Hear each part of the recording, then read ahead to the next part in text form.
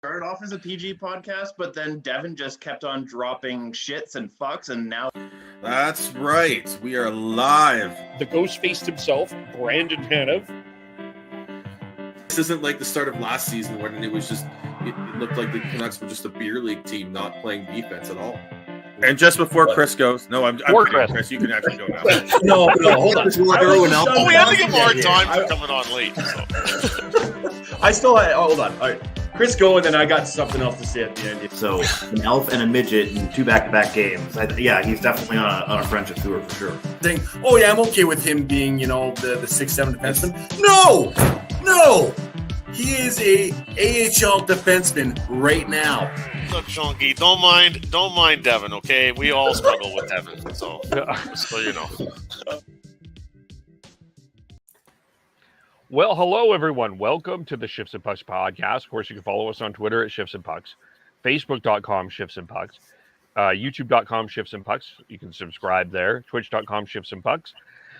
You can also subscribe wherever you get your audio, as well as on the Area 51 Sports Network, as it is a scorching hot day in the land of Burnaby, British Columbia, but we're still talking hockey because, good grief, it just doesn't stop now.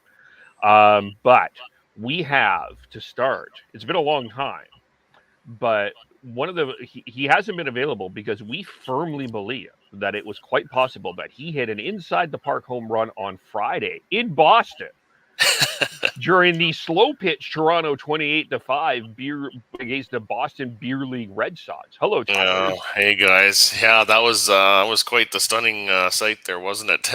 Does remind of many softball nights where you're up against a team that's considerably stronger, and that's the final score.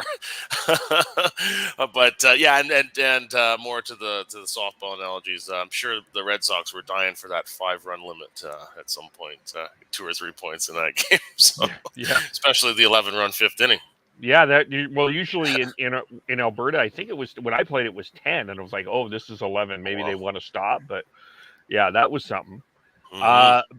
But other than that, are you doing okay? How have you been? Yeah, just keeping busy. I had a little time off work. It was a bit of a staycation there. Had a friend come up to visit. Got some golfing in. Got some sightseeing into a couple places in the region I haven't been to in quite a while. And unfortunately, the weather was kind of crappy. And now that I'm back at work, we're heading into the heat wave. So you talked about the warm weather. It's 27 degrees here right now on a Monday evening in Terrace, and the sun is shining, and it's going to be scorching hot the rest of the week. Yes. Hello, Sean. How are things in Calgary? Not nearly as hot. We got a nice cool day of just 20. But we are going to get back up into the high 20s by the end of the week. So going into the August long weekend, because where the hell did July go? I know. Gee. So yeah, it's a nice little reprieve before we get back into the heat of summer again. Yes. Chris is out in Mika, which is a town in British Columbia, for the next few weeks. We're going to miss him. And then Devin, we may get Devin at some point in this conversation. We might get a run in, but he had a golf tournament this weekend that he was involved in. So Tyler, you're not the only athlete. Sean and I are the ass sitters of the podcast. You and Devin are the actual competitors. I like to pretend I'm an athlete. I don't know if there's any competing with Devin's athleticism. For those who've seen him. I jokingly say I put the F in athlete. Yeah. I put the ass in athlete. So that's, all right, let's get to it. We will get into the story that everybody is talking about, the blockbuster trade from Friday, but I think we need to do some due diligence and due justice to this, and it's about Hockey Canada. They return to Ottawa tomorrow and Wednesday with the Standing Heritage Committee will question not only Hockey Canada, but other participants as well, including the group that did the investigation into the 2018 incident. Pascal St. Onge will be questioned. A number of people will be questioned. It's been an interesting weekend for Hockey Canada. It came out Friday, of course, that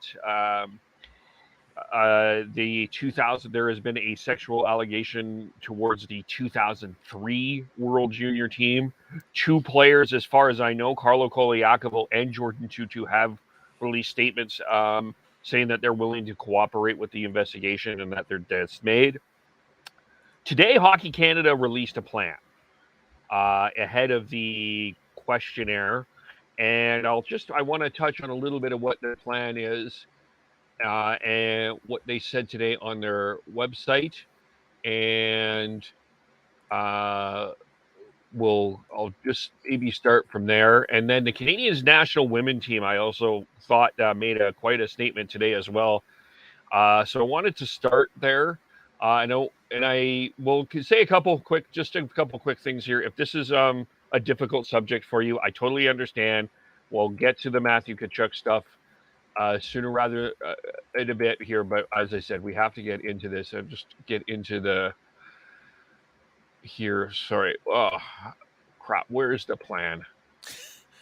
They have a link to it on their Twitter. The action plan includes, as they say, commitments in key areas of accountability, governance, independent sport safety checks and standards, education and training. They go into details about universal code of conduct, implementing, comprehensive tracking or tracking reporting system for all complaints that with there. More training about. And what I like about this one is additional focus on masculinity, consent, and toxic behaviors, because everyone talks about this being part of hockey culture. I don't like using that because I honestly believe it's not. I think this is a toxic part of what happens when you aren't being honest and trying to help guide young boys particularly. And I think we need to make sure that people can't say that anymore. I may disagree with it, but I understand why they say it. So I think that's fantastic. They're going to do some comprehensive reviews of all training programs and implementing enhanced character screening for all high performance players, mandating that breaching the code of conduct or failing to participate in any investigation could result in a lifetime ban from Hockey Canada. Prioritizing and investing in robust department focused on the safety inclusive sport initiatives as well. So, and then they're conducting independent third-party review of all their governance and structures. They'll become. They're gonna go into the oversight movement that the federal government is putting together, and establishing a new independent and confidential mechanism for the intake of maltreatment complaints for all levels of hockey. Yeah, so that's kind of the overview of what was announced today. Some of those ones at the end there that Sean mentioned were announced a couple of weeks ago, or almost a couple of weeks ago. Yeah. Just some general comments. My first time on the podcast since all of this kind of came to light, had a chance to comment on it. It's just really sad that it takes withdrawal of funding to actually get some movement on these kinds of things. You would have thought that just on public shame and embarrassment alone that these things would have been brought forward by Hockey Canada, but no, it wasn't until government funding and more particularly corporate sponsorships disappeared that Hockey Canada started to take this seriously. The action plan, you can read it on Hockey Canada's website. They've got a link to it on their social media platforms. a lot of buzzwords. Sounds good.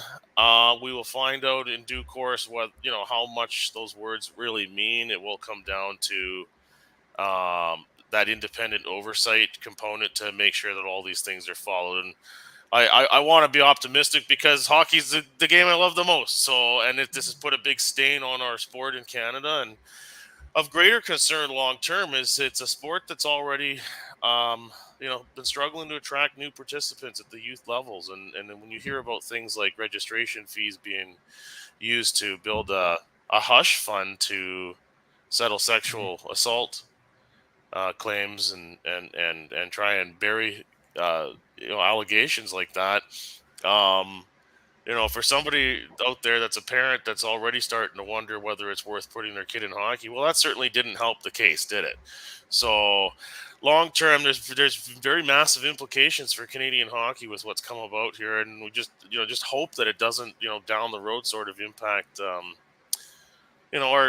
country's competitiveness in the sport around the world. It's something that we take great pride in as Canadians, and it being our game. And maybe that's what kind of led us to some trouble in the sport with trying to silence things, right? And we've talked before about other questionable conduct. So, for example, at the Chicago Blackhawks organization, and how it always seems to come back to the whole winning at all costs thing. And until that attitude disappears, you can demand people be fired. You can say scrap the whole thing and burn it down and start over. Until that winning at all costs attitude is kept in check, I think people are right to be a little bit skeptical about all of this and whether this action plan is really going to mean much. But the next couple of days in Ottawa with these hearings will be very tough questions of the people that are having to testify, and it'll be interesting to see what they have to say. Yeah, let me read what the Canadian Women wrote. This was tweeted out originally by Sarah Nurse and retweeted by the Canadian Women's team. I'll try to condense this. We are writing you to declare first and above all else that we intend to be part of the fight for the truth. All of the facts related to this terrible situation must and will come to light. After all, the only way to treat an injury is to acknowledge it fully.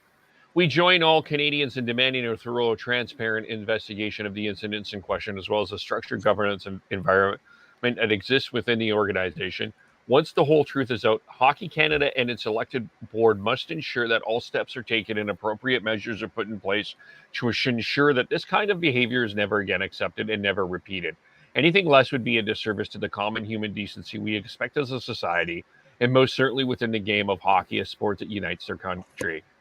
The Canadian, I'm just going to jump down here. I'll just jump down to the end paragraph because you can. It's been retweeted. You can read the whole thing. We understand that change is coming, and we intend to act as vanguards of our great game and all of the programs associated with growing the women's game across our country.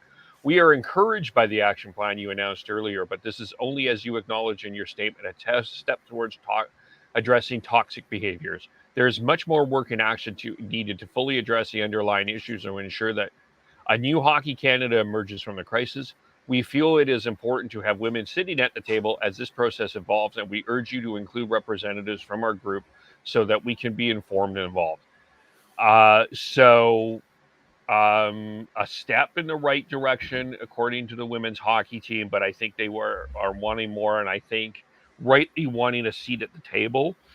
I agree with you, Tyler. I think that it's when I looked at the plan and all of this, I think there's a lot of things that you can like about it, but I just want to see this implemented and I want to believe them. And right now at this point, I'm struggling to believe them. And I'm struggling also, I think that this goes deeper. And I do wonder where parents are at in terms of putting their kid through the CHL program in general, the Hockey Canada /CHL, or if there was an opportunity for a kid to go through the U.S. college system or another way. But I wonder right now what a lot of parents are thinking about. Yeah, And I would suspect on that, Kevin, it's one of those things where it's easy to just look past that if it doesn't affect your kid. That's what ends up happening, right? Like people can say in broad terms that they don't believe that there should be that's questionable behaviors going on behind the scenes, or they can say that they don't believe in inequities. But if it doesn't affect them or their children, do they really want to get involved and be part of pushing a change? Until it actually affects you or your child, there is a limitation, I think, on how far people want to make a big noise about this or make a big statement about it. So that's my thing going forward, is how there's an action plan, but how meaningful is it going to be here going forward, and how and everybody that gets involved in the sport, how are they all going to interface with that action plan? Yeah, I think that, there's two things that need to change out of this, and one is addressing the toxic behaviors and specifically, I know it's a buzzword, but toxic masculinity. I think you need to understand what masculine is now, and it's completely changed from what it was. And you have to understand, you can't be, we have to be a lot better at leading that charge, as well as Tyler, I think, pointedly brought up the Chicago Blackhawks situation, where it was win at all costs, and this is kind of the same thing here. It's, we don't want to, the thought process back then was, we don't want to harm or hurt the career opportunities of these players without actually looking at, well, there's actual victims here that we should be prioritizing first, and we should be trying to make sure that there's the seedy underbelly of hockey gets nixed as much as we possibly can. If we're going to be realistic about this, unfortunately, shit like this is going to happen, but we need to be better at making sure that everyone knows that there is everyone knows how severe it is if you do something like that. And there are consequences, and maybe we can make sure that this happens a lot less than, if not, and ideally not at all. I thought what Rick West said, by the way, when he was on the Steve Dangle podcast, said something really interesting. He almost said it will happen again, but what is the point of accountability to all of this, I think, was the question. And I think Rick West has come out now, and he also talked about, since the Kyle Beach reveal, he's been getting a lot more complaints, not only in hockey but in other sports as well. So I think the conversation is certainly there. And what I was also going to say, though, because I think the counter argument has always been, well, this happens everywhere, and I do agree with that. But right now, I think that the perception around the CHL is, unfortunately, as opposed to the NCAA, is, at the end of it, you get an education. I don't know in the CHL, even though they do some great work in education, I don't know if the perception is what you're ending with, which I think is another problem. And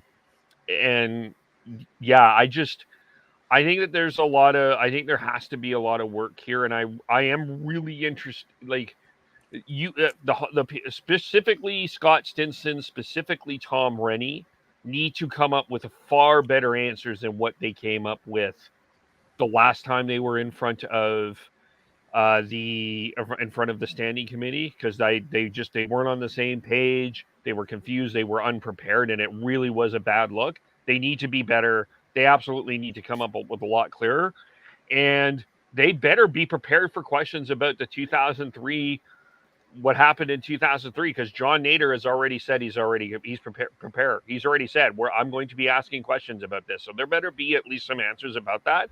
If not, that is a damning problem. Just Jeremiah, just so we can catch you up. There was allegations of sexual assault by a number of different players on one girl, both in 2018 and 2003. So not only that, there was Hockey Canada basically did their best to cover it up. So that's where we're at, and why it's you can tell I struggle talking about it, but it's why we're talking about it now.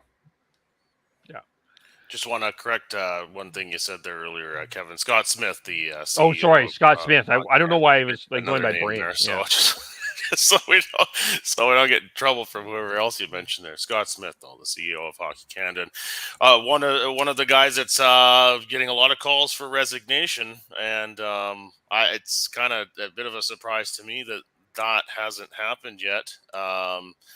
Boy, I think he's going to have a pretty strong performance in front of this standing committee here in Ottawa this week, or maybe that will be coming.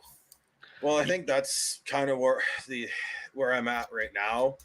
The action plan is great and all, but Tom Rennie was there and in a massive role of power in Hockey Canada for both those incidents, and I think he really needs to answer for that, as well as I think there needs to be almost a changing of the guard at the higher levels of Hockey Canada, so that and bring in people from all walks of life, so that you can create a more inclusive a game for everyone, because the statement of hockey is for everyone just keeps being, it's basically lip service at this point.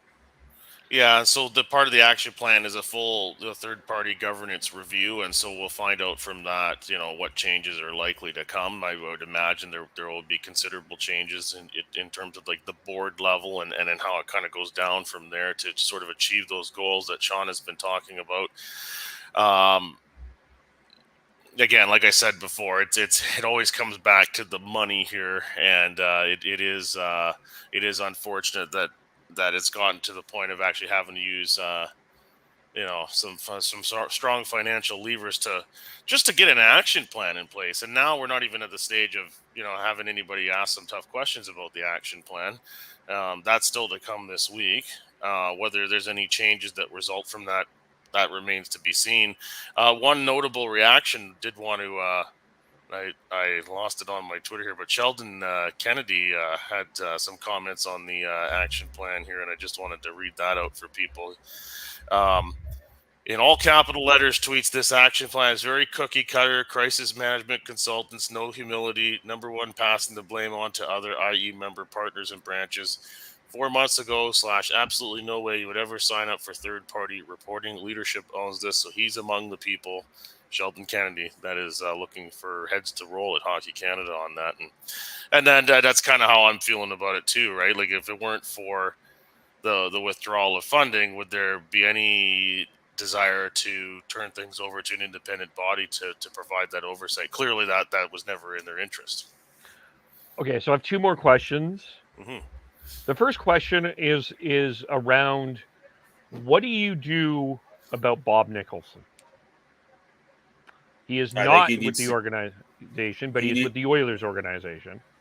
He needs to be called to the stand and to answer for it as well. And then depending on what comes from that, I think he might need to be treated the same way that members of the Blackhawks were. Yeah. Is he? It really does come down to a case by case basis, but that's entirely, I think, all of that should be on the table, I think, at this point. Is he in the Hall of Fame? I believe so. Yes. Yeah. Huh. Yeah. The seat's getting warm under him for sure, I would think. Because I have seen a few Oilers people talk about this, and that's why I wanted to bring it up, because it would seem to me that he needs to answer some questions here. He's been with Hockey Canada for a long time, so yeah, he was with it for a long time, and yeah, and I bet after I wouldn't be surprised if he does get a similar treatment to everyone who was involved with the Blackhawks situation. If things come out the way I suspect they will. Then the next one, Andy Strickland tweeted this out. There are some executives that are suggesting to not go on with the World Junior Tournament. I think we're going to have we might have a little bit of a debate on this. We're going to roll into that now. Yeah, I think we should have this discussion. I have some thoughts. I kind of want to hear where you guys are at, but where you're at with that. I don't think there's any chance that it gets canceled. Even though it is off season, and I don't think the ratings will be great, or in attendance for that matter. I think they'll still go ahead and try and, as Tyler put near the end of the last discussion, a lot of it's about money. So I think they'll do that. They'll try and make up as much money as possible, because I think there's also the media component there where they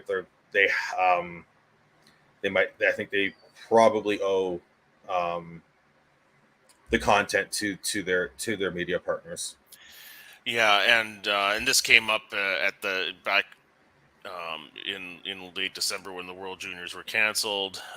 Even going back further when there was a bubble World Junior put on, but other IIHF events were not held. The truth is that the World Junior Hockey Championship is an enormous revenue generator for the IIHF that funds many of their other programs and events. So that's still important. The other thing to remember is it's a IIHF event. This, although being hosted in Canada and Hockey Canada is a big partner involved in it. It is not a Hockey Canada event. It is an international event, and I think it would be unfair to the players and the other federations involved to be canceling it just because of perceptions surrounding Hockey Canada right now. And that's not to diminish the situation by any means, but I think that's too weak of an argument to say, oh, well, the tournament needs to be canceled. And then the other thing is that Edmonton and Red Deer were given a couple of opportunities to host this thing, and the event was taken away from somewhere else due to the pandemic. I can't remember where off the top of my head, but that's another reason why this thing I think needs to go forward. It's already gonna. I think if you're the IIHF, you're already kind of unhappy with the negative attention surrounding the sport that you're the governing body of in the world, and then to now cancel the tournament is even more bad news. So I'm with Sean. I don't really see a scenario where this thing doesn't go forward, but we'll see how this week goes. If there's really more bad revelations and the stench surrounding this tournament gets stronger, maybe that does happen. But at this moment, I think it's going ahead. And then for my opinion, I understand why people would call for that, and I could see the argument for why that's the right decision. But these kids have already tried to play this tournament once and it got canceled halfway through. And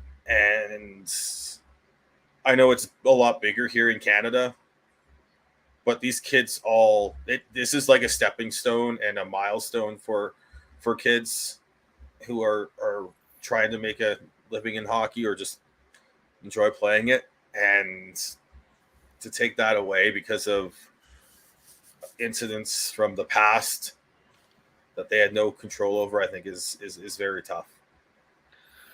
I think that there's an opportunity here. I was thinking back to what happened after the shooting in Uvalde, what the New York Yankees and the Tampa Bay Rays did that game, is they took every commercial or every little break to state a fact about gun violence in the United States. This is an opportunity for the media partners involved with this to do something similar in a similar topic. Take these moments to address some of these issues. Take one intermission and say that we are going to have a discussion, specifically in a Canadian game. We're going to have a discussion around this. Now, I know that people are going to leave, but at least they're going to be doing something about it. And instead of maybe having some of these Bet365 promotions, maybe you use this advertising money to do some facts on these things, some facts on toxic masculinity, some facts on sexual assault, some of these things that you're addressing this in a meaningful way. If you're just doing the same thing that you've done every December, I think that this loses meaning. But this is an opportunity to continue hockey and having a meaningful conversation around these serious subjects around hockey.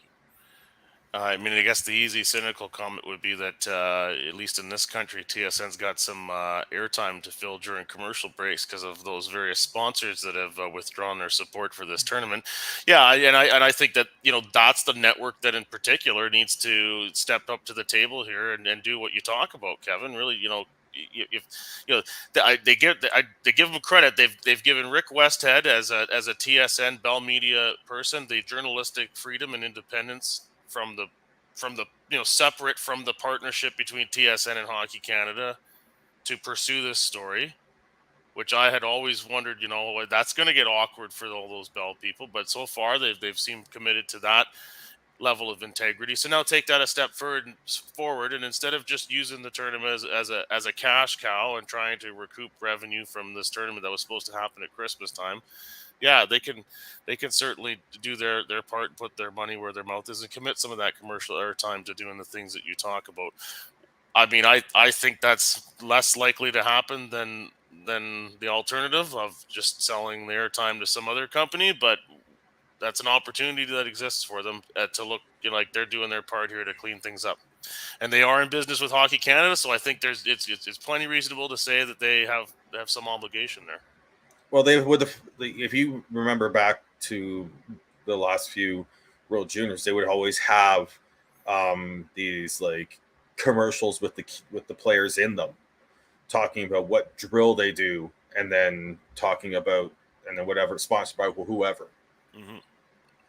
That's a perfect spot to try and do what Kevin is suggesting, and then I think that'd be a fantastic use of that and the platform. We saw Rogers do something similar to this after the Black Lives Matter protests, whether or not it was during the bubble a little bit, as well as going into the first part of the following season, talking a lot about that. And I think that's a good start. And I would like to add, I know that there's a lot of best of on both of the sports networks' radio programming, and I know that sports radio is going through a transition right now. But might I suggest that they take a couple hours a week and do a show on this very topic and bring it? And I would love for us to bring in some people that are a lot smarter than us to come in and talk about some of these issues as well. But I think it would be good for the sports networks to do the same thing, to fill this airtime instead of repeating the same program over and over and having your best of. Just take a couple of hours. And I know that it may not be listenable for some people, but it might make an impact. If it makes an impact on one person, it's worth it. And that, yeah, I mean, like our podcast is not a this commercial venture here where we're benefiting off the backs of kids playing at a World Junior Hockey Championship, but for others, there is that, right? So that you're 100% right, Kevin. I mean, I think they have there's some role for them to play there to make things right here, and. Just to mention, just for people that maybe are unaware, the level of sponsorship and the size of companies that have suspended their funding for Hockey Canada here, the Imperial Oil, Tim Hortons, Scotiabank, Canadian Tire, TELUS, and I'm probably missing some more, but those are all the pretty keg big I think was companies. in there. Yeah. They have a lot of the commercial airtime at that event. I was going to say a lot of those companies are synonymous with sponsorships for Hockey Canada. Yep. Tim Hortons, Imperial Oil specifically. Yep. Yeah, they've done some good commercials. Yeah. Well, I think we'll follow the Tuesdays and Wednesdays hearings. I think tomorrow, I believe Tuesday's Rennie and Scotty Smith, not Stinson. Sorry to Scott Stinson. My apologies. But we'll address that. It will be interesting, and then Wednesday more. And I wouldn't be surprised if we have another inquiry coming very closely to this as well. So that's interesting. And I know that everybody we'll get into the topic that everybody wants to talk about, but I just it's my decision. And I just thought that this was an important thing to start with. And, not a lot of, it's easy to talk about what we're about to talk about. It's harder to talk. So kudos to both of you guys. Thank you for taking this seriously. And we'll move into the big news in terms of the trades. And it was a fascinating Friday night at 8:00. I saw Frank Saravelli's tweet that Matthew Tkachuk was traded to Florida. And I was just trying to go in my head, who could it be? Who could it be? I mean, we were all talking prospects. We were thinking rebuild. We assumed first rounder, all of that. Then lo and behold, 18-year-old Sam Bennett would have been perfect. Yeah, I know. Wouldn't that have been funny, eh? Sean couldn't get that comment sent out in the group chat fast enough. Yeah. But it was Jonathan Huberdeau, tied with Johnny Gaudreau in points for second. Mackenzie Weegar, who actually we've had a discussion as a target for the Vancouver Canucks as a potential trade. Cole Schwint, a third-round prospect, and a first-round pick that is a little complicated. It could be 2025. It could be 2026 for Matthew Tkachuk and a fourth-round pick. Depending on, it's all lottery protected here. Florida finishes in the top 10. Florida gets it 2025, and then Calgary gets it 2020. It's convoluted. I'll pull that up in a second. Still here. Within the first 32 selections of the entry draft, though. Yeah, so, yeah. Not insignificant there. When I got this tweet on Friday night, I had a few things for me. I mean, one, I was like, is the blue check mark there? I was like double sourcing it. It just didn't seem believable. And then I had a friend over, and I was like reading out, listen to this trade. Okay, Matthew Tkachuk to Florida, and he's like, okay. And then I'm like, Jonathan Huberdeau, and he's already shaking his head. Oh, wait, there's more. There's more. Yeah. 2 more players and a first-round draft pick. Like, you know what I mean? Like, whoa, what a trade. Once you start digging into it further and contract status and everything, it does seem to make a little bit more sense. But from a consumer confidence, it's a phrase we kick around here more often than I'd like, but I'll use it here now. But for the Flames fan base, I think some more faith in the product's been restored, certainly with that deal. And, I'll give the Tkachuk camp some credit about, working with the Flames to execute a sign and trade and not leave the organization essentially screwed over. I know that's not what Johnny Gaudreau's intent was, but anytime you have a franchise player leave for nothing in free agency, although it is their right, there does tend to be bad feelings with the fans and the brass at the previous organization when that occurs. So in this case, the Flames get something for Matthew Tkachuk, and more than just something. I mean, pretty quality players here, and hopefully for them the opportunity to lock them up over the long term. Yeah. Initial response when I found out the return, I was just like, "What? Yeah, what's going on?" Because Mackenzie Weegar is no one to even like think that he's a throw-in here. He's a very good defenseman who can play both sides. And with Chris Tanev coming off shoulder surgery, even if he's ready to start the season, he might be he won't be at 100% Chris Tanev level for at least a couple months, I think. So that'll really help them. And then once he is healthy, that's a pretty good blue line that they could put together. And then they didn't lose anything scoring wise, at least transitioning from Tkachuk to Huberdeau. Offensively, that's going to really help. I'm sure Elias Lindholm's going to be very happy to have to have one of the premier playmakers on his left wing going into next season, and then probably bumping up to Foley to that top line. So, I look at that, and it is a lot. But both Huberdeau and Weegar are UFAs at the end of this upcoming season.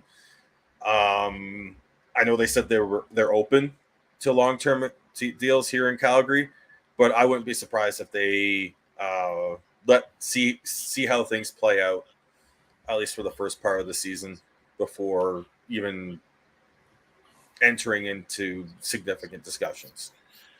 Yeah, and it makes me wonder.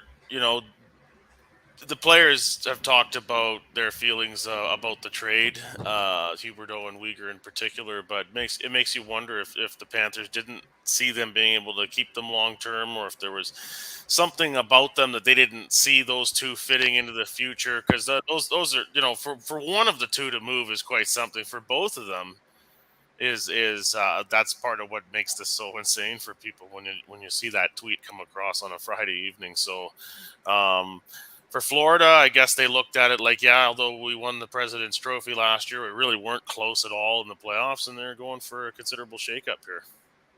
And And I was going to say Matthew Tkachuk. He's going to he's there for the long term now, and he's a guy that we've talked about many times here with the bite and the personality that he brings to the table, and perhaps that's something the Panthers felt they were missing. And the Panthers still have work to do here. They are just over 3.3 over the cap, and that's they don't have any LTIR at this point. So they're definitely going to have to do something here to lose some cap. So that's we've had quite this start to this offseason, and usually this is when things sort of cool down. Yeah. I keep looking at the teams that need to. There are still teams that need to move out cap, and still teams looking to make moves. So I wouldn't be surprised if we still see a few big deals here in August. Yeah.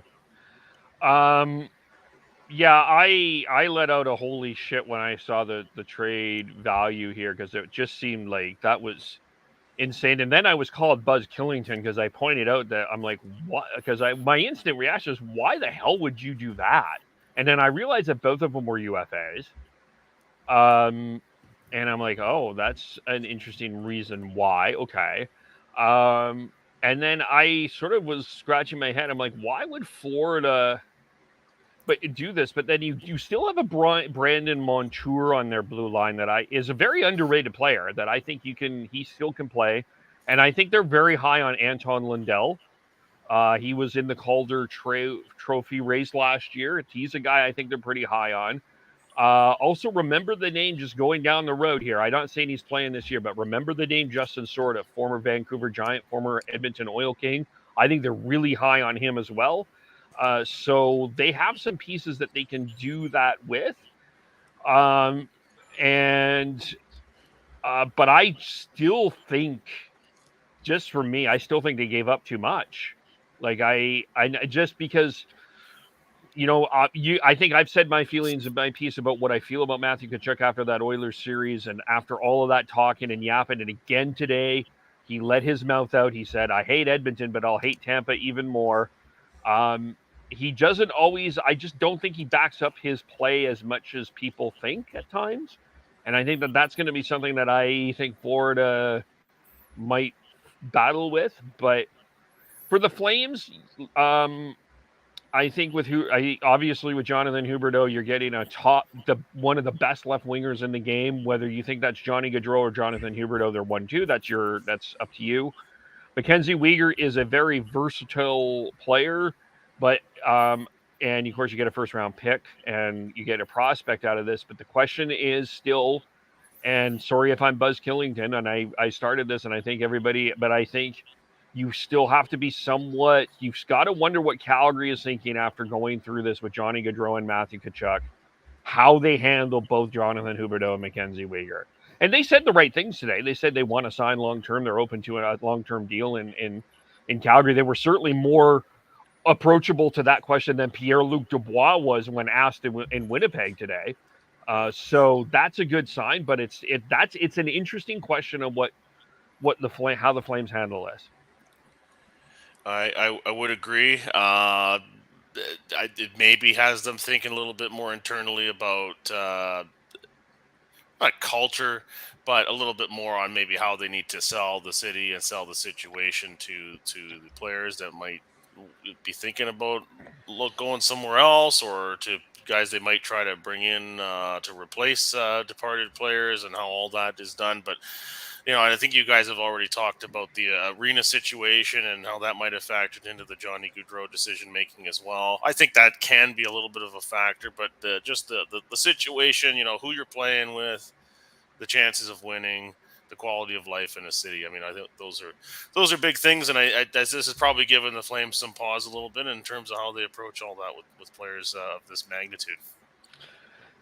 Well, it certainly did not give Brad Treliving a public pause, because one of the things that he said during his presser on Saturday is there were a lot of body shots towards Calgary, and quite frankly, it pisses me off. We have nothing to apologize for, he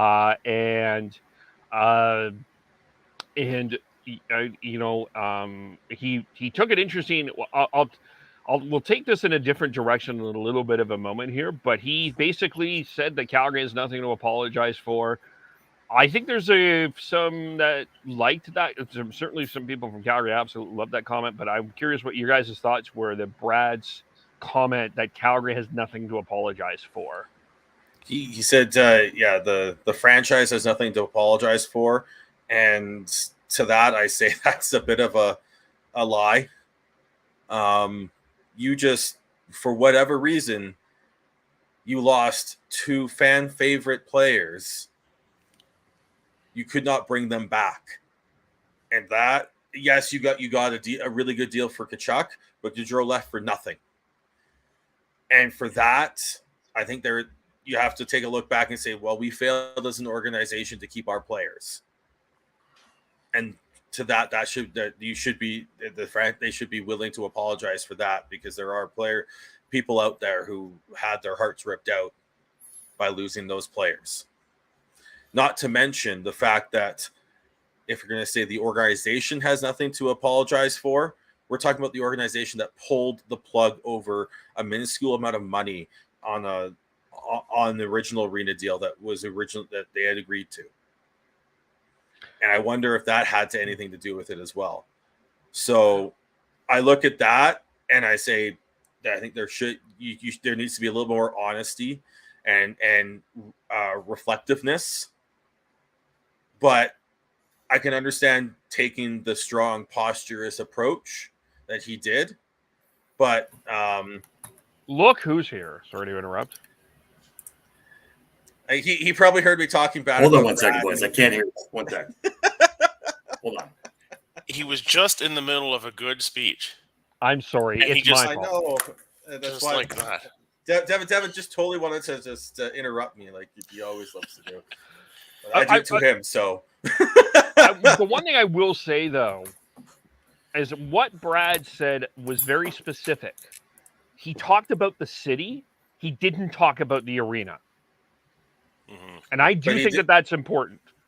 I do think that there's an important clarity there, because I do think the city of Calgary has taken some body shots the last few years. And I wouldn't just say that that's only a hockey thing. I would say if you look at and I'm not going to get super political on this, but they took some shots over COVID. The Calgary Stampede specifically took some shots into actually having a stampede when we went all golfing, or I drove a cart and you all went golfing that year. You tried to drive a cart. You couldn't. I tried to drive a cart. It stayed on the road for the most part. Yeah. Thanks for the flashbacks, guys. Poor Sean was in the room. We should film that. I have the footage still somewhere of that. Anyway, but Calgary did take some shots. Calgary has taken some shots.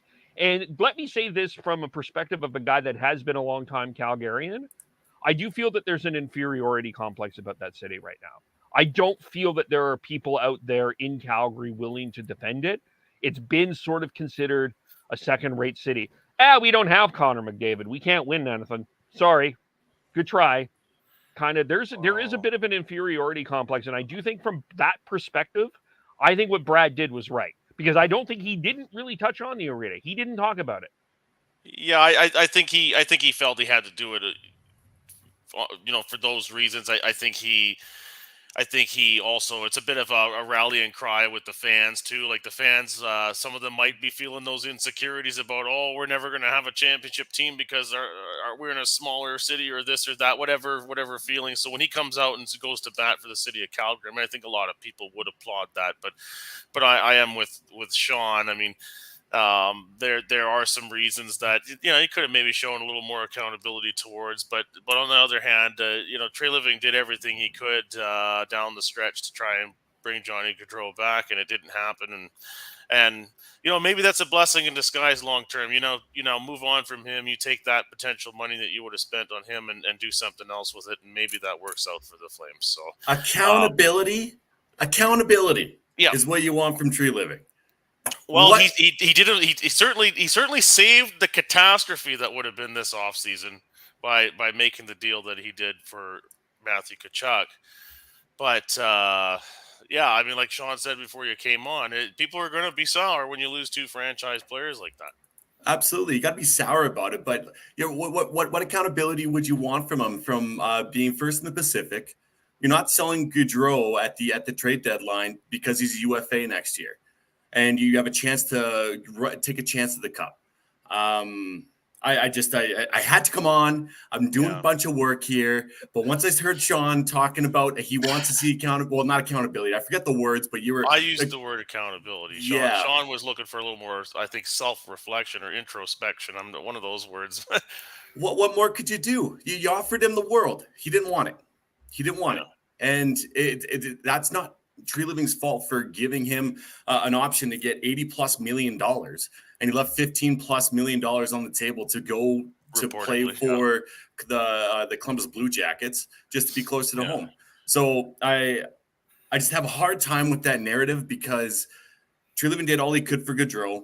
Tkachuk was, I guess, nice enough to let the Calgary Flames know that he's not going to sign a long-term contract with the Flames, and Tree Living got the best out of it. And I truly believe that if he knew that Johnny Gaudreau was not going to come back, that he would have gotten something for Johnny Gaudreau before he went to market, whether or not that's picks or prospects or even a roster player. Because I'm doing a bit of self-reflection on myself from our last podcast. I truly believe that Tree Living, no matter what the situation or what he could have gotten on the market outside of getting some good roster players, which he got an amazing deal for in getting Huberdeau, Weegar, a first rounder, and that prospect, he would have done the best for the Calgary Flames. And I have nothing but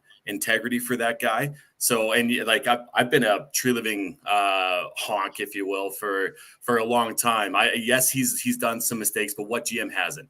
So I just had a hard time with having that narrative pushed towards him because he did the best he could with the cards that was dealt him. Well, I mean, he just immediately bought himself the support of the fans again by the trade with Tkachuk. But in between Gaudreau leaving and the Tkachuk deal, boy, it was a pretty warm seat. Had to have been. Yeah, and from where I'm coming from, Dev, I'm talking more.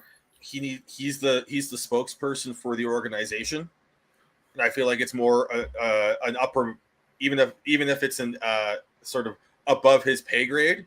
He's still the spokesperson for the organization, and I feel like the organization has I feel like they should be able to express some apologetic feelings about not being able to bring back Gaudreau and Tkachuk. But in terms of if we're just talking about Brad Treliving and the hockey ops team, I don't think they have anything to apologize for. I think they did it. I think he did everything he could to go all in this past season and give them an opportunity to go deep in the playoffs. He did everything he could to re-sign Johnny, and everything sort of fell apart on him, and he managed to make a very good deal for Tkachuk. But I think it's just who else is talking from the Flames right now? And I think it's just that's where I'm coming from. It's actually not a knock on what Brad Treliving has done. just more. I felt like they're in that instance. I think he could have been able to toe the line a little bit better. That's all. And that's fair. I mean, True Living's been a spokesperson for the NHL, let alone for the Calgary Flames with the whole Bill Peters thing. No one else said a damn thing about Bill Peters, and Tree Living had to stand in front of a mic and spew that same shit. You know, it was put on his plate because he was the one who hired him. But everybody else, well, not everybody else, but there's certain people in the NHL who did not stand up and say that they fucked up. You know, so I'm sorry, you hit a bit of a note there, Sean. That's what I haven't been on this show with Devin. It seems like 6 months. It probably isn't seriously that long. I know it has been a long time. I We should miss you so screenshot this. much. It's just, but you come in just like you're shot out of a cannon, just spitting nails mad here. I'm not even spitting nails. Yeah, you know me. I'm not even at my regular spot. You can see my Leafs logo there. I'm at my other desk doing some work, and I was listening to you boys. Like how many? Man, you're a big deal, hey? Multiple hats here. What can I say? I can't. I don't have much to say about it, but I just want to make one comment. You know, it's just it's sometimes the situation you're kind of damned if you do, damned if you don't. You know, like if the Flames were going to miss the playoffs, this whole thing would have been a totally different thing, right? Perhaps the Gaudreau camp would have come forward and tried to work out something before the trade deadline. But yeah, you're in first, like you said, Devin. You're in first place. The team looks like they got a lot of good pieces. The divisional playoff path to the Final Four at least looks favorable if you're the Flames in that particular situation. Why would Gaudreau want to leave and pass up on that opportunity? And once the deadline passes, then it it can go the way that it did, and it's happened to every team at some point with a good player. Totally, and just my 2 cents on the trade. Unbelievable deal. So happy with that return. It seemed too good to be true. Once I heard Huberdeau was going to be in it, and then Weegar on top of that, and then a first, and then a prospect. Holy shit! It just kept on going. And my first reaction, I remember messaging you guys in the group chat. I'm like, oh, it better be Huberdeau. Huberdeau better be in that deal. And lo and behold, he was. So you get arguably first pairing defenseman in Weegar. I think that he will be playing on that top line with Noah Hannafin. Then you drop down Anderson to that second line, that second pairing, and maybe have Shillington there, or maybe not, depending on whether or not he's going to be a Calgary Flame going forward, because he still has to sign. And why not try and get some something for him if he's not going to be within that lineup, along with Valimaki. Where's Valimaki going to be in this lineup as well? There's a bunch of possibilities. Dev? Yes. Valimaki is an AHL player right now. I believe it's the AHL defenseman right now. Yeah. He probably is, but he might want a change of scenery here, especially with this head coach. His head coach has not been Daryl Sutter has not been a big adamant on Valimaki since he's been the head coach. So I wouldn't be surprised if we see some sort of move here on the defensive back end, and maybe get a more veteran player like a Branson in this fold as well, because I think that that might be one more move that he could make, because like I said, Sean, earlier in the show, there's a bunch of teams that need to get under the cap here. Florida's one of them, Toronto's one of them, and Toronto has Rasmus Sandin, who's been in that kind of limbo, and I'd be really happy if Brad Treliving went for a young player like that, or like I said, a veteran. Well, and then here's the other thing with the Flames defense is I still don't know what to expect from Chris Tanev. I know that Brad Treliving said that he's better, but I still don't. I'm always the cynical one in terms of this, but I don't know if he's going to be 100% at the start of the year. I mean, how many injuries did the guy have, right? And then I also think, though, one guy that we haven't talked about much yet, but I'm really curious what Nicholas Milosh is going to be in this lineup. I think that the Flames are high on him. I think he has a chance to be a 7 defenseman. And then you also, he hasn't left Calgary. Michael Stone is still around. The great shot of Michael Stone could still be a Calgary Flame at some point. But the big thing I think with the Flames with the defense that is better this year than last year with Mackenzie Weegar, and maybe this is something to think about a little bit more.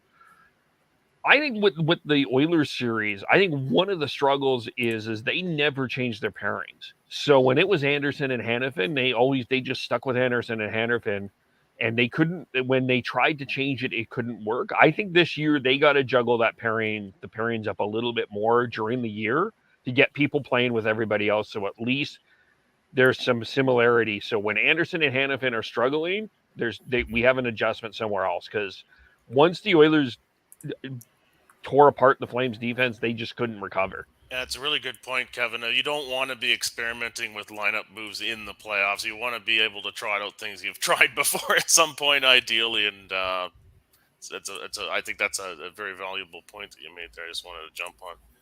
Yeah. Well, when you have younger defensemen, you have Zadorov, who's 27. You have Noah Hanifin and Rasmus Anderson that are 25. Uyghur's 28. They like 28 and 27. You've been in the league long enough to really solidify and get your teeth wet, if you will. They need to have some sort of veteran presence around them, and I think that's very apparent. They were formidable last year, but I think if you have some veterans around them to help steady them, especially when it comes to Anderson and Hanifin, then I think it'll go a lot farther, and you won't have that problem like you did in Edmonton. And Mackenzie Weegar has some fucking grit too. He's not afraid to throw that body around, and having that grit and that I'm not going to say offensive prowess, but he has some offensive skill that could very benefit that back end as well. Yeah, he's very much a Dan Hamhuis. He's not going to wow you with his offensive play.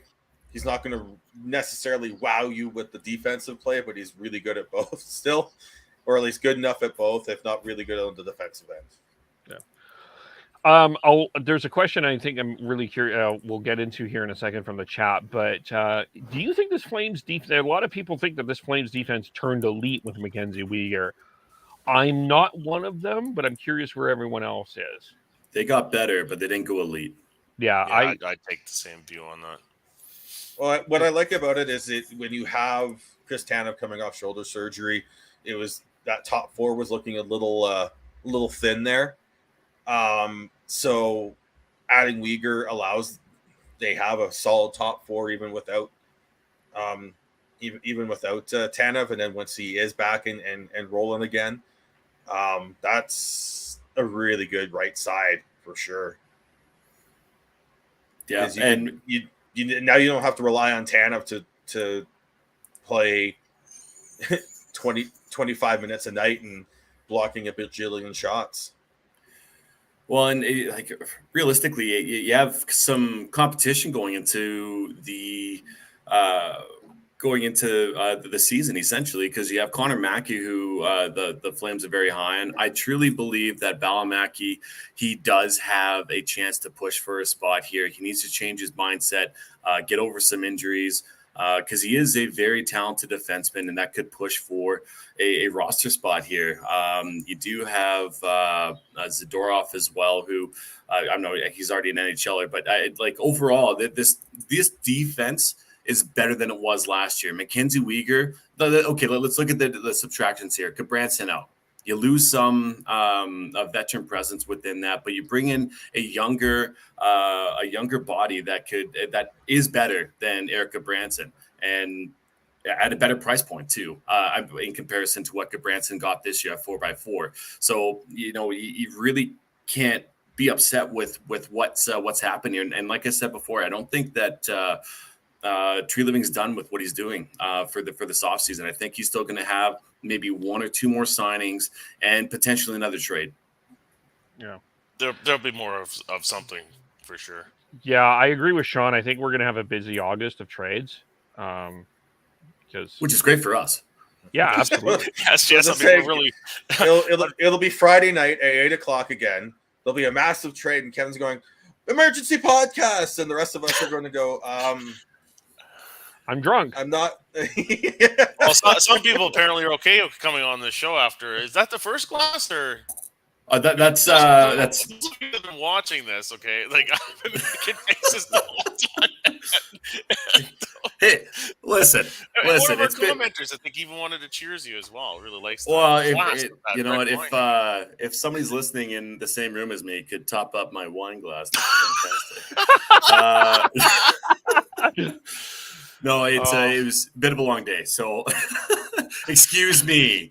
Okay. I hear you. Oh Yeah. boy. Okay, Is that the bottle I just saw go by there? Yeah. I guess the question is someone I couldn't find it in the chat, but someone asked. Here it. she I comes. Yeah, Kaelin's coming in. All right, wait. Yeah. We'll just wait. Yeah. There we go. There you go. Wait, hang on. Yes. Hang on. Get everyone else Yes. Yeah, there it is. Yeah, Where's Gord? perfect. I also have Lola here too, which is one of her best friends. She's a Great Dane, our King Corso class, and she's like 40 pounds on Gord, so big girl. on there. All right. Yes. We all wish So we hey, could. cheers to everybody in the chat. Yeah. Man, this has been so long since we've had a chat. I gotta just clip these Devin Tyler moments. Oh, we are so off course now. Few and We far can't between. even That's for find sure. which way the road is right now. Okay, I'll put us back on the road. And I think this is an interesting question. You have Jonathan Huberdeau is 29 and an unrestricted free agent, which is ironically the same age as JT Miller, who is going to become an unrestricted free agent, interestingly enough. And Mackenzie Weegar, Corsby, is also an unrestricted free agent. And someone asked this in the chat. I can't remember who. I'm sorry. But I'm curious, what should the Flames be throwing at these guys?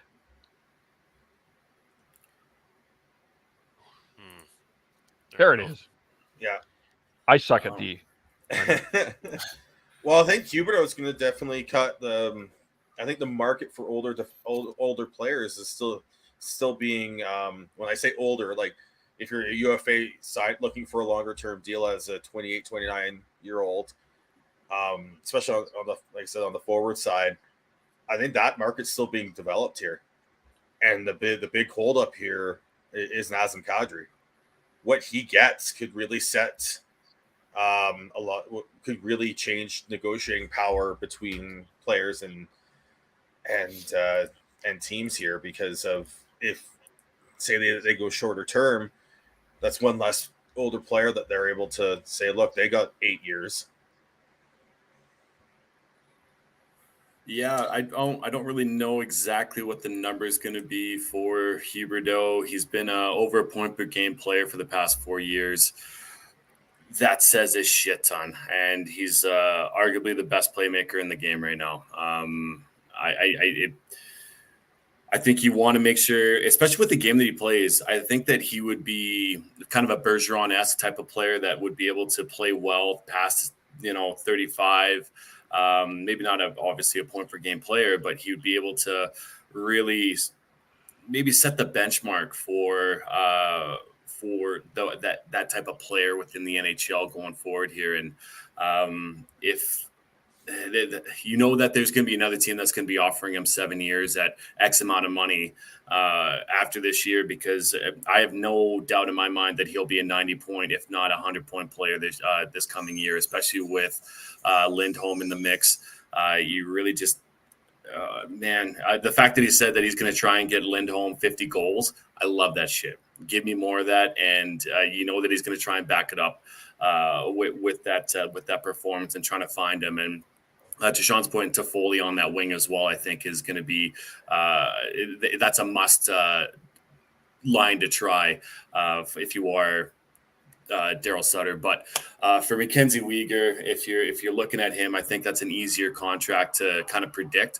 I think you really want to look at 7 years at probably $5 or $6 million. And, when it comes down to UFAs, and especially if you're trying to buy those UFA years away from older players, it's you're going to have to go maybe a year or two more than you really want to. But it also depends on how well they do next year. Like I said in the chat before I jumped on, I think that their potential for, if Calgary does shitty and they're maybe a bubble team, they might be, okay, well, this is the time to transition and get more assets for these two players, and that trade tree grows for Matthew Tkachuk. I think I look at for Uyghur, I think I look at like the Jared Spurgeon and Jonas Brodin type deals. I think is what he'd be looking at. So that's 6-7. I think that makes sense. And then I think Huberdeau's probably going to be in the 8s. At least 8 mil, no matter what how long you're signing for. Yeah, I might. I'm one again. I was one that wouldn't sign a Matthew Tkachuk to 8, and I don't know if I would sign anyone to 8. Starting to think about that a little bit more about what my philosophy is around that. I try 5 or 6 if I could on both of them, because you got them to 34, 35, which I mean, it's old, but they still could give something. Maybe Huberdeau will be 30 by the time he's next UFA rolls around. Yeah. So yeah, you're looking at 30. Okay, so if you give him 5, he's 30. He's in the 30, 34, 35, right? So and maybe you think about I think about Anze Kopitar. I know he's a center. I know he's an elite center within this league, but he's a bit of a playmaker than a scorer. And he has 2 more years going into this year with $10 million. And maybe you throw an unbelievable number at him and say, hey, okay, let's put you at 12 for the next 4 years or 12 for the next 5 years. Then he might still have another contract after that as well.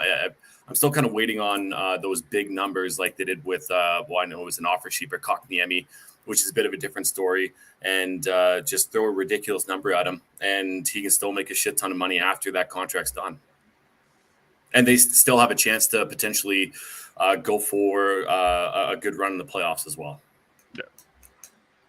Yeah, and I think the only thing with that, Dev, is I think you're looking at, and Kevin's brought this up a couple times when talking about when we were leading up to the Gaudreau and Tkachuk decisions.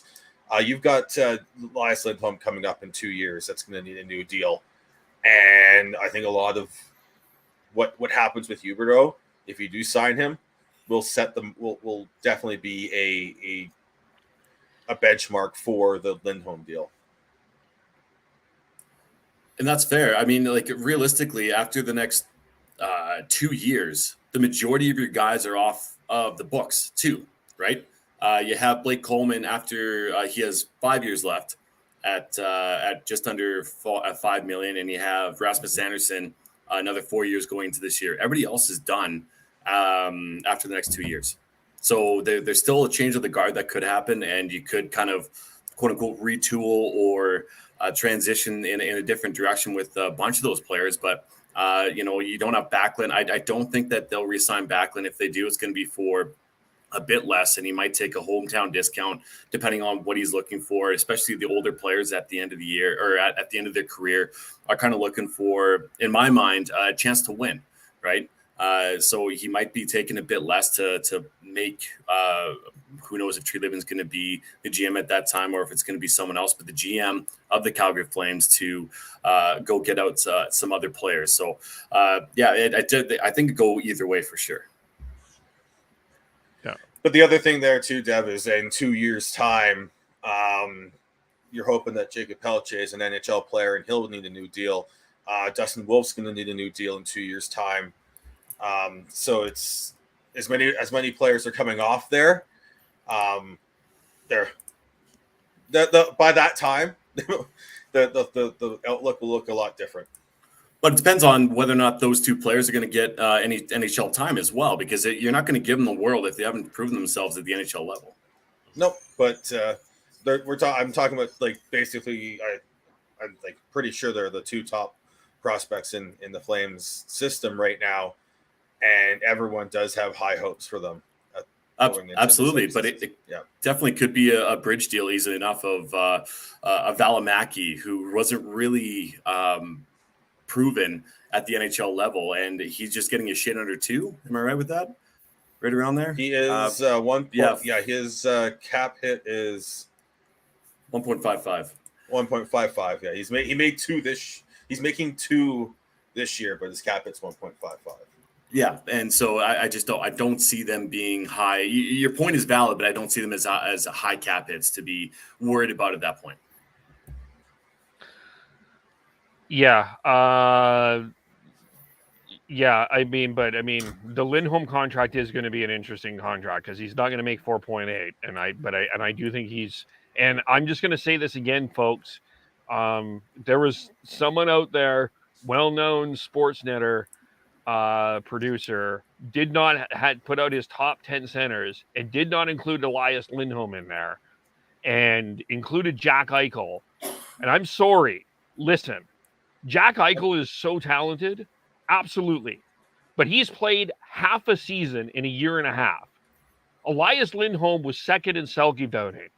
That is ridiculous. I'm sorry, it's nonsense. It is nonsense that you have Jack Eichel on your list and not Elias Lindholm on your list. I'm sorry. That's complete nonsense. If that is your thought, I'll tweet. It's in the chat. I'll tweet it to you again. It's nonsense. I just want you to call him out. That's it. I think his name is Producer Drew. Producer Drew had Jack Eichel as an honorary mention to a top 10, and Braden Point, Braden Point should be in your top 10. Come on, folks. And he had one guy, Steven Stamkos, who is not a center anymore, folks. And another guy who doesn't really play center a lot and is a very talented player in Leon Draisaitl. But we've had this discussion. No. He is a center. He's a center. He is a center. Yeah. He may be better lined up on Connor McDavid's wing, but he still plays center a lot. Okay. Anyway, got that off your chest, Kev. But Elias Lindholm has to be in your upper cusp of top centers in the National Hockey League. Come on. The passionate defense of Elias Lindholm right here on a Monday night. Well, hey, listen. How close was it to when Peter Labardius came on here and talked about Elias Lindholm? You talk about a passionate defense.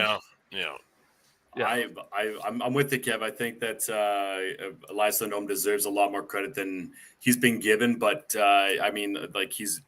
was the first year he was nominated for the Selke, and I think that's the first of many nominations for him in the future. And especially with him getting 50 next year with Huberdeau, he'll be on the top of the ballot next year. Book it. Yeah. So that's interesting. It'll be interesting to see. I think the Flames have. Yeah, I agree. Couple more moves. How do you see the Pacific now? I put up that ridiculously too early poll. But I still see the Oilers as the favorites, though, going into getting out of the Pacific and representing the Western Conference. The way I look at it, they're the champs for a reason. Until they're dethroned, I still have them as the favorites. But does someone see it differently? I'm still concerned about their goaltending there. I don't know. Not that it's necessarily worse, but that's still an issue for me. The other thing is Edmonton, going a little bit further.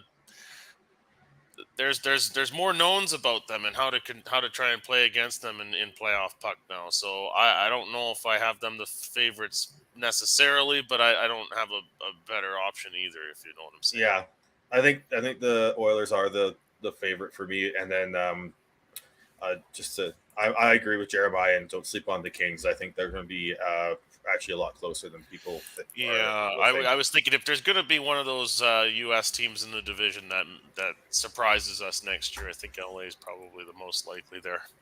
Yeah, LA is going to be they won't be a sleeper for long, honestly. If you really have, if you look at the predictions, and I know this is like just fucking witchcraft or whatever, trying to predict exactly which team is going to be coming out of the Pacific, Central, Atlantic, and Metro. It's all a crapshoot. You have your front runners, but I can guarantee you're going to have a bunch of insiders and people in the industry going to be picking the Kings to be either second or third going into the playoffs. So I wouldn't be surprised at that. But the only thing that is questionable about the Edmonton Oilers is the health of Jack Campbell. Jack Campbell overall, I believe, is a better goaltender than Mike Smith. Period.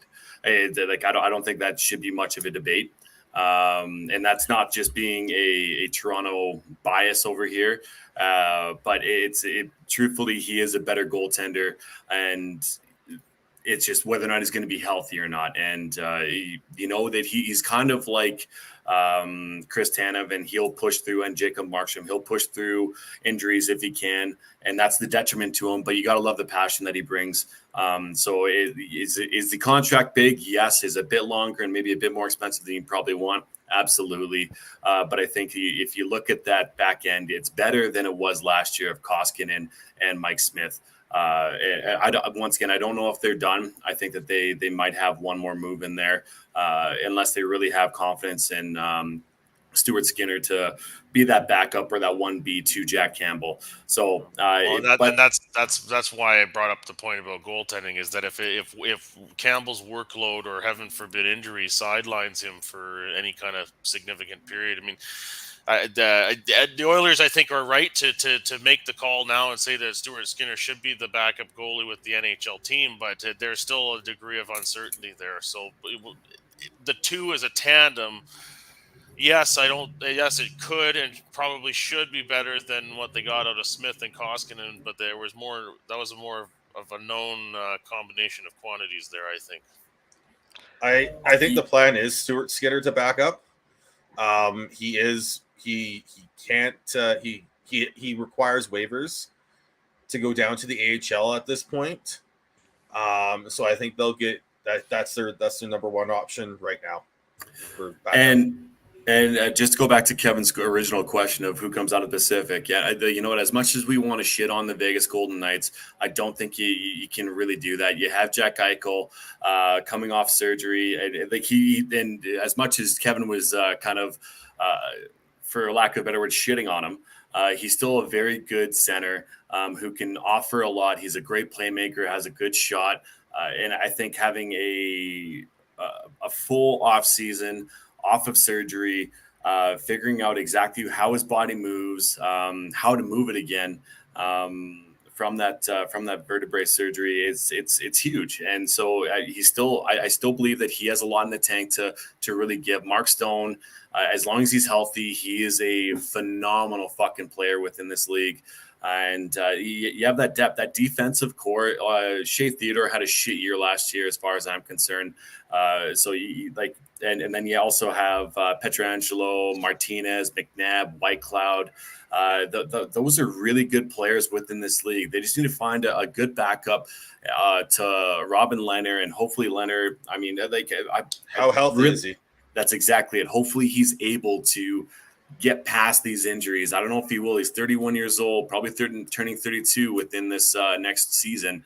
So that's the biggest question mark within that organization. But I also, non-biased, I think the Calgary Flames, yes, they lost Tkachuk. Yes, they lost Johnny Gaudreau, which are both 100-point players. But I think you're better overall. You're a better rounded team with having a better top four defense and bringing in a Huberdeau who will be able to take a bit of a workload off of Elias Lindholm and help him defensively, because Huberdeau's defensive game is very underrated.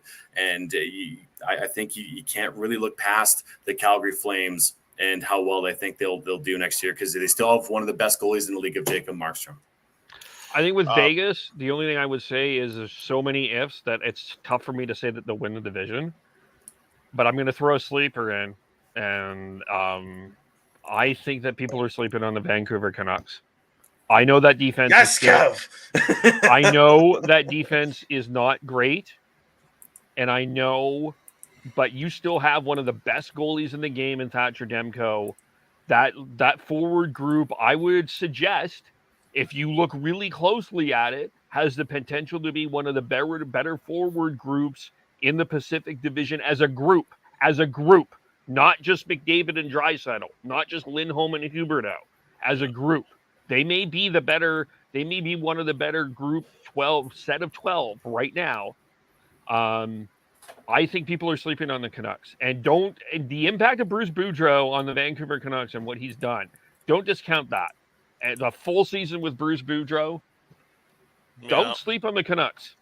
Yeah, the Canucks I don't see being doormats, but there are only so many playoff spots available, so the wild card would likely be the path in for the Canucks if they're going to get there. Speaking of another Bruce, though, Bruce Cassidy, the new coach of the Vegas Golden Knights, fresh start there with everybody and with Eichel from camp. Hopefully, I'm not too certain on his timeline, but I'm assuming he'd be there for the whole thing and start fresh. Hard to imagine the Golden Knights not bouncing back after a subpar season last year with all that talent that Devin referenced earlier. So from a Canucks point of view, when you look at Vegas, you look at Edmonton, we talked about Calgary still being pretty good. LA, don't sleep on LA. Well, then where do the Canucks fit in there, right? So that's the challenge that they have. Yeah, that blue line is on the Canucks. I feel like it has more potential than a lot of people are giving it credit for, but it still needs to prove that. And there's definitely lots of questions there. And with Vegas, I'll be interested to see what they do defensively under Bruce Cassidy to try and cover up some of the speed that deficiencies that team has at now on the blue line, because Martinez is no longer as fleet of foot as he used to be. McNabb's never been a super fleet of foot defenseman. Pietrangelo is not even the same guy that was a Norris Trophy winner. So it's just I feel like it's that's going to be the big one for me, as well as how healthy is Leonard, and if Leonard's not healthy, who's stopping pucks for them. And I mean, yeah, Vancouver is definitely, I think they're a sleeper as well. I think that the Kings in Vancouver could be head to head going into the race for that third place potentially. And you got to think that Anaheim might even take a step as well. Anaheim traded away a little bit too much on that defense right now for me to think that they're going to be in there. And then with Calgary, I just think it's too early to tell, because you said it, Dev. I think there's still moves coming from Brad Treliving here, because I think that forward depth is a question mark for me right now, especially scoring depth. They have one serious question that no one is talking about. Mangiapane? Nope. Dylan Dubé? Yep. And he has not released a statement. He was the captain of that 2018 team. I'm sorry to bring this awkward conversation up, but that is a question.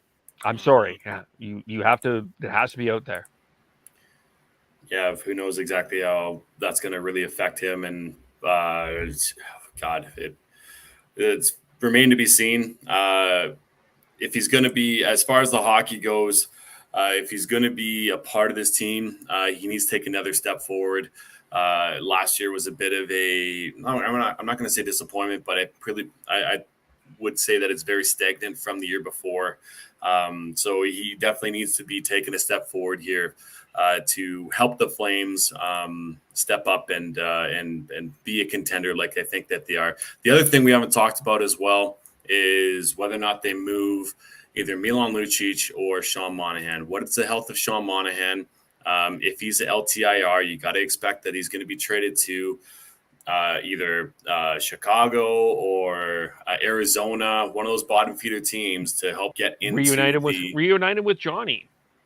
Yeah, maybe, maybe, probably not, but maybe. Like there's still that type of move to be in there to bring in Cap.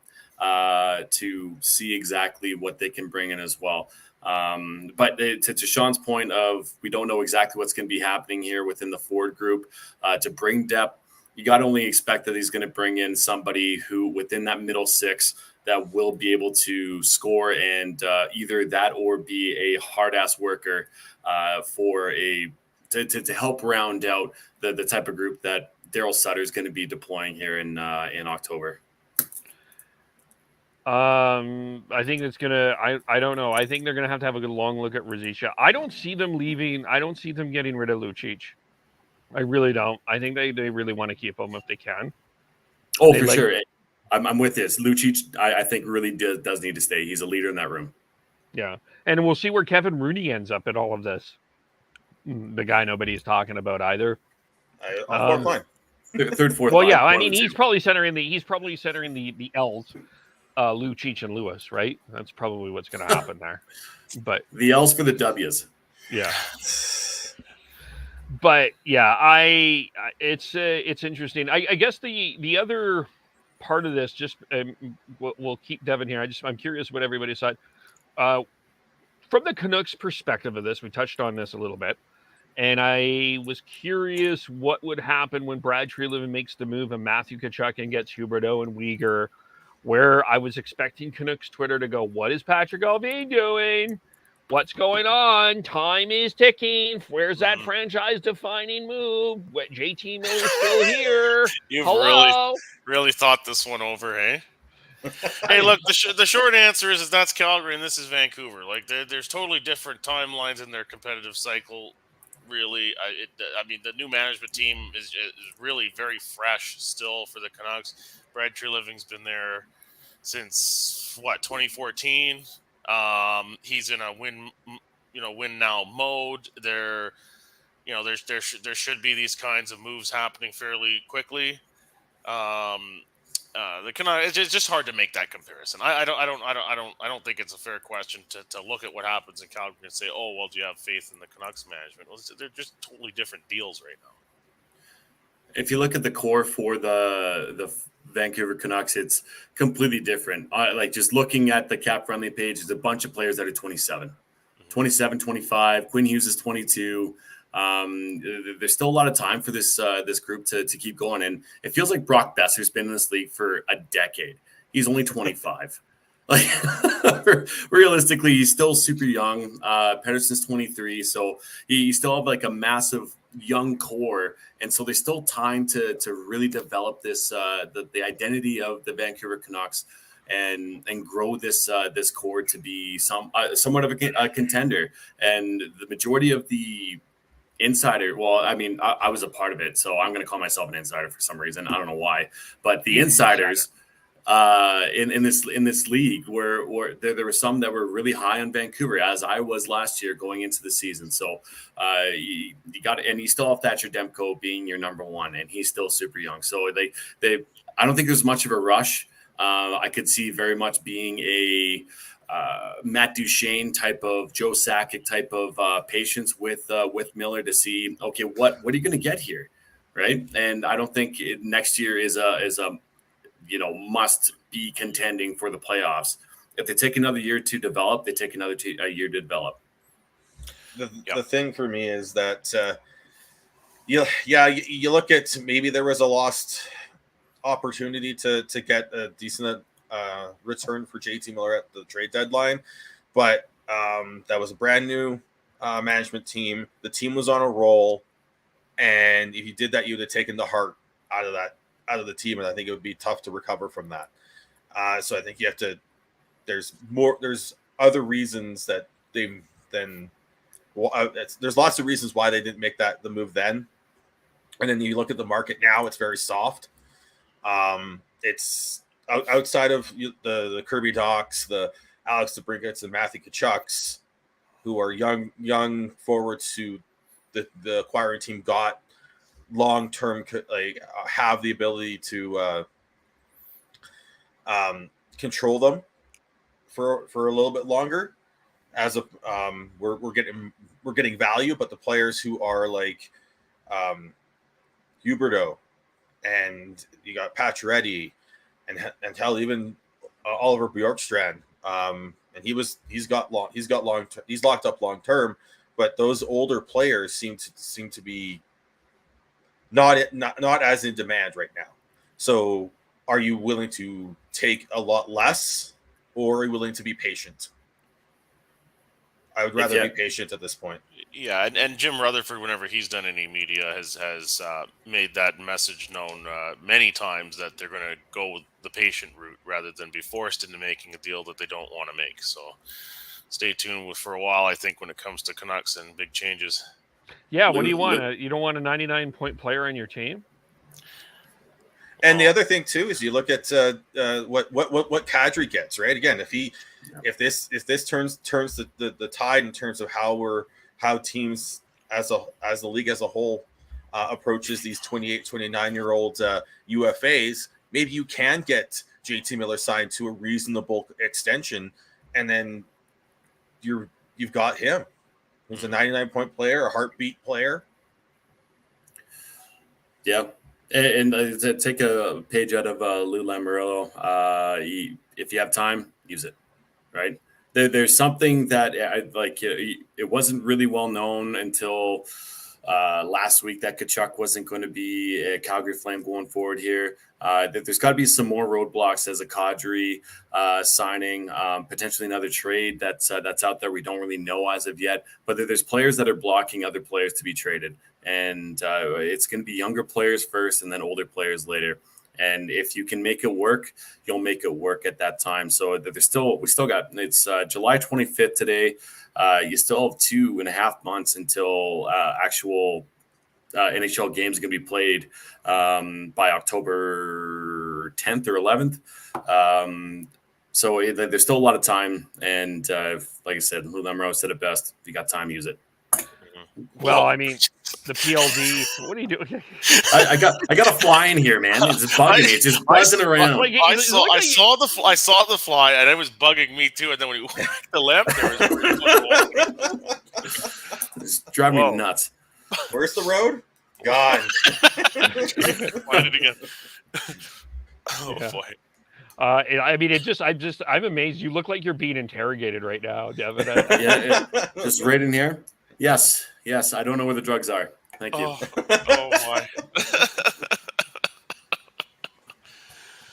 Oh my. Well, I mean, yeah. Anything else we need to do? I mean, I think the PLD deal, the Pierre-Luc Dubois situation in Winnipeg, I think is one thing that is blocking a lot. I mean, Line A too.